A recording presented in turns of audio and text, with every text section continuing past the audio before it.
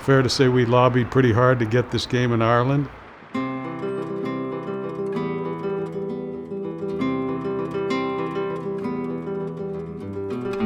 Took a few years for it to happen, but I think even the league is a little surprised at the demand for tickets and the attention the game is getting, and so it's great that we're going to be able to be there and have our team there, and it's going to be a great time and a great event. The connection between the Steelers and Ireland and the NFL was just so strong that it was a natural choice to have the Steelers there. A full circle moment, playing a preseason game in 1997, and then, now that we are playing a regular season game there, really is able to connect our efforts from what my grandfather had been working on to what we're able to accomplish now. Did y'all have fun? The Steelers have not played an international game since 2013, and the fact that it's now taking place in Ireland, couldn't think of a better location for it.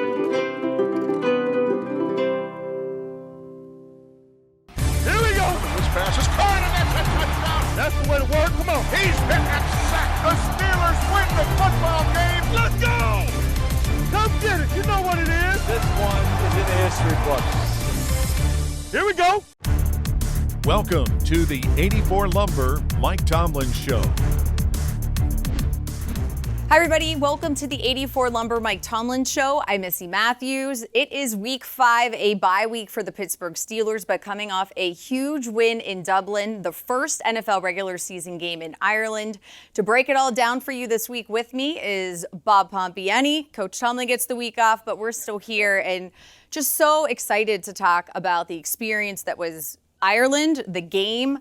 What's your biggest takeaway, especially from the performance on Sunday? Well, the biggest thing was Dan Rooney was overseeing it all because, Missy, as you know, it was wonderful weather first. And, he wanted this game to happen. It's just a matter of when it would. So now it did. And looking back, I don't think it could have been any better from those who went over to visit and take part in the game, and then the team itself to come out and build up with a big lead early on and then hold on to win 24-21. I thought the whole week was fantastic. And it had to culminate in a win. Otherwise, it would have taken some away from this. I agree. And I think the way the defense played, how they just got after Carson Wentz, what they were able to do. And then Kenneth Gainwell, Jaylen Warren, a late scratch. He was dealing with that knee injury. I thought it was really good to kind of see the complementary football that we maybe necessarily have not seen in the first 3 weeks. And I think that started back in New England when they took the ball over as much as they did. It carried into this game. Some significant plays went in the Steelers' advantage early, but they made those plays happen. I also thought, to your point about Kenneth Gainwell, no Jaylen Warren. So, there were people wondering what's going to happen with the run game. Would they, pass it more? No. They stuck to their plan. They ran it. The offensive line was much better, opened up holes, and I thought, for what they did in the offseason to bring him in at the cost, it's one of the best bargains in football right now. Absolutely. Kenny G, as Coach likes to call him. All right, well, let's take a look at some of the best sights and sounds from week 4 in Dublin.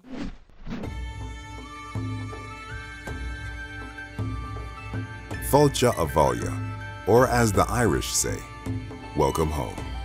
But for the Rooney family, it's not a visit, it's a return to their roots. Steelers have deep ties to Ireland. Dan Rooney, of course, famously was the U.S. ambassador to Ireland. Hey, let's go, man. Today is an appreciation day. Hey, we got to own the line of scrimmage now. It's all got to be about us. We got to stop the run and go smash this quarterback. Yeah, LBs. It's us. It's us, man. Let's go. The Steelers and Vikings in Dublin, Ireland.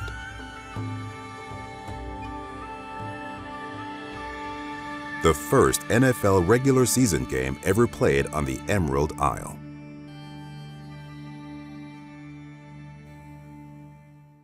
The Vikings offense came out strong on their opening drive. So the ball at the 37-yard line. Wentz in the shotgun, gets the snap. Play action pass, looks to his left, short throw, complete to Jefferson, and Jefferson has it out to the 45-yard line. So just sitting in this soft spots in the zone and taking these short pickups, and that one's actually not that short. It's going to be about 8, maybe 9 yards. The defense stepped up when they needed to. Big moment here for the Steelers. Can the Steelers defense hold them back one more time, force at least a field goal, if not something better? Quick snap, and blitz coming by Patrick Queen. Untouched, he nails Wentz back at the 24-yard line. You might want to get the license plate of that truck because he just trucked Carson Wentz. He sure did. Now Riker will set up right in the middle of the field. And here's the snap. Here's the boot. That boot is up. And that kick is good. The Steelers look to respond with a drive of their own. Rodgers gets a snap, pitches quickly to Gainwell off the left side and finds a huge room and picks up 9 yards just straight to the outside off tackle and 8 maybe or 8 or 9, but a good gain there by Kenneth Gainwell. Rodgers in the shotgun. Vikings will bring 4, quick throw over the middle of the field and just a slant to Metcalf, and Metcalf picks up 14 into Vikings territory and down to the 43-yard line. You want to utilize the middle. If they're going to bring blitz, make them pay. Go where they were supposed to be and make them pay. So right there, they blitz on the inside, Eric Wilson, and DK Metcalf goes right to the open spot where he was in the zone and makes a nice quick pitch on the slant. And Rodgers now comes out under center, gets the snap, now will throw to the left on a quick slant to Metcalf, and Metcalf barreling forward. Defenders trying to bring him down as he drags him inside the 10. A broken eye to the left with Hayward as the fullback, Gainwell as the tailback. Freiermuth in motion to the left. Handoff. Gainwell goes to the left. Gaping hole into the end zone. Touchdown Pittsburgh Steelers as they respond with a long 65-yard touchdown drive. That was what we wanted to see. We take the jab and we give back a right cross for the Steelers in this match. All right, Pomp, surely exciting, one that we will all remember. Everybody got a chance to be there. I thought Croke Park was amazing, just a beautiful venue. And still the game, though, I feel like there's still too many injuries on the defensive side of the ball, especially in the secondary. So hopefully during the bye week, we get some of those guys back. Some people, Missy, debate whether or not the bye week should be early, late, what's better. Sometimes you don't know until the season plays out. And in this case, I think it's going to be very helpful for the Steelers because you don't want to go and have another game in the next couple of weeks and have a lot of your players not available to it, whether it's the hamstring to Ramsey or Austin or whoever else is dealing with stuff. Now's a good time for this, and it gives you a chance also with some shorter weeks out of the Thursday night games that they are mini-buys. So I think this is actually, looking back, probably a good thing for the Steelers at this point. What's your biggest takeaway from Aaron Rodgers' performance in Week 4? Pinpoint accuracy, I thought. I mean, he didn't throw the ball that much, but when he did, especially you talk about the Metcalf touchdown. Right. That play does not work unless he puts it exactly on where he needs to put it, because he didn't break stride and he had a head of steam going to ramp it up to over 20 miles an hour. And I think if you look at what happened on the touchdown, or the one that would have been to Jordan Addison, that ball, he had to wait for it. And even though he was wide open, because he had to wait for it, Peyton Wilson put on his burst and got to him. And I think those are significant plays by quarterbacks. If you put it on the money, it's a huge difference, and Aaron Rodgers did. All right, A-plus effort for Peyton Wilson for sure. We're going to take a quick break here on the 84 Lumber Mike Tomlin Show. When we return, more about Ireland and how the Steelers prepped for months to get the team over to Dublin.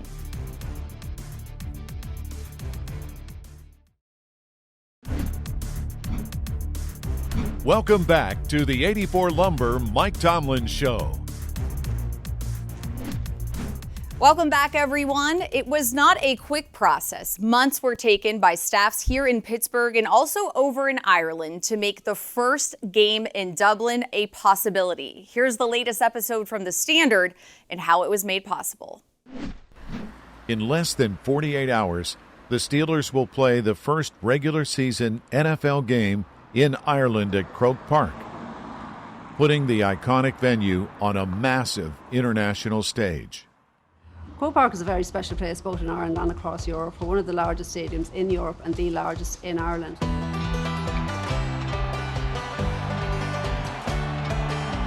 We hold a very special place in the heart of Irish people, with the headquarters for our national sports of hurling and Gaelic football.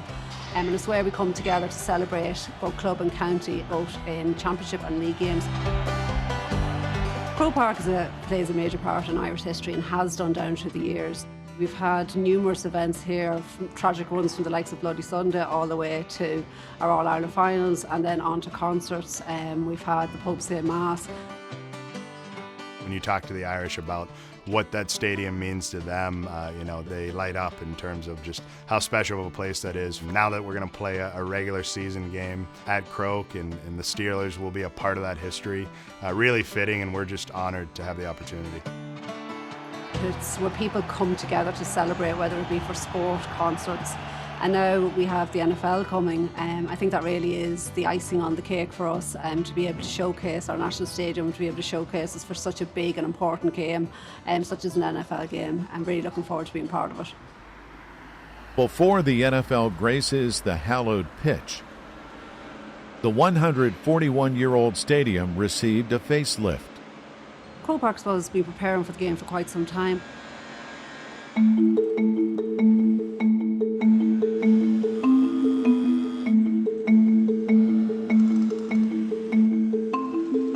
Some of the biggest things we've had to do is we've relaid our pitch after the Robbie Williams concert.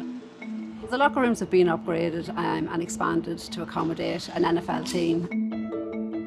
An NFL team has a much larger panel than we would have in a GAA team, and equally the players themselves physically are larger. So we've expanded, upgraded and put a lot of effort into ensuring that when the players come over that they have a real authentic NFL experience in the locker room. I suppose the most notable change is Hill 16. The Hill 16 is normally a terrace for our games, and we're now installing seating there, which means the capacity on the hill will go down by approximately 50%, but it does mean that everyone in the stadium on the day gets to sit back and enjoy what's taking place on the field. The Dublin game is extremely important both to Croke Park and to the city of Dublin. I think it gives us an opportunity to showcase what we can do citywide, but especially for us here in the stadium, we take great pride in what we do on a day-to-day basis, on a match-to-match, week-to-week, and we're really relishing in the moment and looking forward to showing the world what we can do. The venue is set.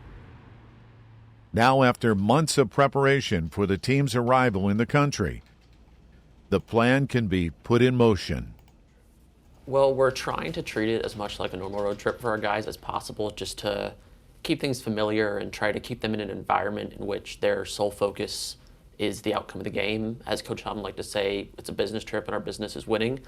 But admittedly, while doing that, it is obviously different than a normal road trip. The flight duration isn't too much further than if we were going to go to Seattle or Los Angeles. However, it's just a lot more intensive of a process logistically because we have to get everyone a passport, make sure that if they do have a passport already, it's up to date.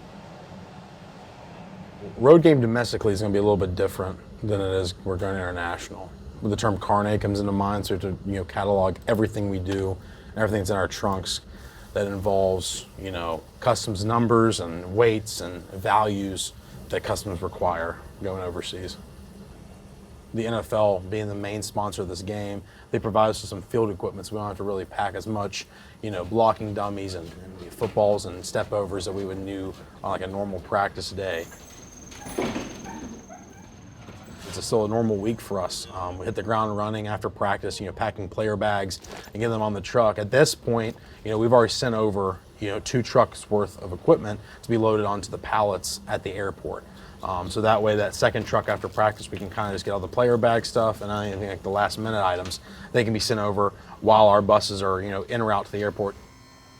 The thing with this too, at the end of the day, it's a game. Any game day, it's the same process. From the time you wake up to the time you go to bed at night, it's a game, it's important. We need to make sure that we win at the end of the day. So that's the mindset we have going over there. We're going to treat this as a normal game, with just a few extra steps along the way.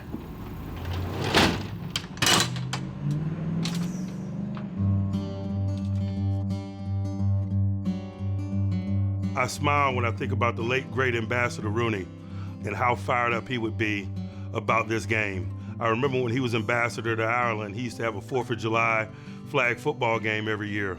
But I also just simply think about the honor and privilege to play our game globally. It is our hottest ticket by far of our international games and maybe of the season. And I think there's a reason for that. I think people are anxious to be at Croke Park and celebrate our great game. My father and my mother, they would really love seeing this happen. It would be great. I'm sure they'll be looking down on this game and enjoying it very much. To watch that full episode of The Standard, head over to the Steelers official YouTube page. And Pomp, everyone should do that, but the next time there is a game in Dublin, I highly recommend it. Just a beautiful, beautiful place and a lot of fun. And it's walkable. Most of the places you get to, you don't have to worry about getting a cab or Uber or anything else. You can get there by foot, and while you're doing that, you'll see some tremendous sights the city of Dublin, which I thought was a great host for this. So I really enjoyed going through the Guinness factory. I know a lot of course people you did. And the Jameson. So there's a lot of that. If you guys like that, that's your place to go next time to Dublin. I liked how nice people were. Yeah. And I also thought just the fact that Croke Park is in the middle of a neighborhood, you have to walk just to get to it. It's not, there's no tailgating. It's just people outside. It was beautiful, and we got lucky with that weather. You're right, DMR was watching. No question about that. But the Croke Park thing is great because it does encourage walking, and you don't have to worry about trying to park. A lot of people, I noticed early in the day, were trying to figure out where to park, and the best thing is don't. No parking. Walk. All right, we're going to take a quick break here on the 84 Lumber Mike Tomlin Show. When we get back, we'll recap the Steelers' first quarter of the 2025 season. Don't go anywhere.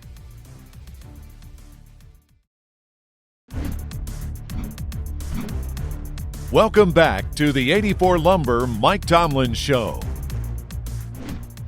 The Steelers sit at 3-1 as they head into their bye week, and Bob Pompeani is back once again to break down that first quarter of the season. As Coach Tomlin said after the win in Dublin, your record is what you are, but 3-1 heading into the bye week is a good thing. Yeah, a lot of teams in the AFC North are struggling right now, and the record says what they are. And even though the Ravens had some tough competition, they're 1-3. They got to dig out from that, and they have some injuries also, Missy. But I thought, the first game was very important. Aaron Rodgers didn't talk about it all week long. He kind of downplayed it and what happened afterwards. He knew this was big for him, and he showed up in a big way. 4 touchdown passes. That had a lot to do with it. But so was, Chris Boswell kicking that 60-yard field goal and the tackle at the end of the game. Jalen Ramsey said, here I am. I'm with a new team. I'm making a big play against Garrett Wilson. So big plays by big players. Yeah, and I think on the defense, that was, first game out with all of those guys. And obviously Derek Harmon wasn't in there just yet. But I thought it was a baby step. They got the win. It wasn't pretty, but it kind of showed itself against the Seattle Seahawks, where some things were getting better, but not enough to get a win, especially at home. And I think Seattle's better than people thought coming into that game, too. Right. Sam Darnold with a new team. People were thinking about Sam Darnold back with the Jets and other teams, but he has really put it together after a nice year in Minnesota. And he stood in the pocket and made plays, so you give him credit for that. They also ran the ball well with Kenneth Walker. But I thought the Steelers learned a lesson in that game, and that is nothing's easy in this league. You got to go out, and the very next week is when we finally started to see the turnovers making a big difference in the way they played. Yeah, I think that's how the defense wants to be known. That's how they want to play. We saw it carry out as they went to Dublin, but in New England going to that Week 3 game, first win at Gillette Stadium since 2008. Big deal for the Steelers to kind of, get that win under their belt. Not usually a great place to go to, but it was a step forward for the team, especially as we saw the defense come alive. Yeah, and there were parts of it that you said, oh no, they're going to go back and revert to, maybe what we saw in the Seattle game, which was giving up big yards, and they were outgained. But it also goes to show you about just what defensive turnovers can mean. I tend to credit the Steelers for making plays because they knew guys had fumble problems on that team. They knocked the ball out and they recovered, and so good for them. They won a game that they were outgained in, but it was a big one to get them at 2-1. All right, Dublin, we've already talked about a little bit, but I think back-to-back performances by that Steelers defense, knowing we're going to punch the ball out, we're going to intercept it, we're going to get it from you and give it back to our offense, that the consistency was a good thing. Right. And I thought, underrated plays in that. Number one, Peyton Wilson, really going down the field, hustle play. And I mean, he cut the angle. And Jordan Addison was not in the best of positions when he made that catch. The ball was behind him a little bit. He had to stop and then restart his run. Converts that with what happened with DK Metcalf and his touchdown. Aaron Rodgers put the ball right where he had to put the ball, right on the money. And he never stopped one moment. And that gave him the edge to just turn on the Jets and go over 20 miles an hour to a touchdown.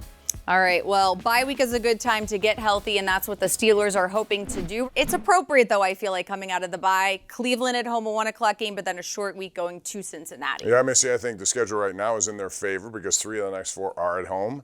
But then, things will get tough later in the season. But coming up, it's the Browns, and they're still searching for who is their quarterback. It may very well be Joe Flacco. It could be somebody else. They have a whole host of them to choose from, I suppose, even after Pickett moved on.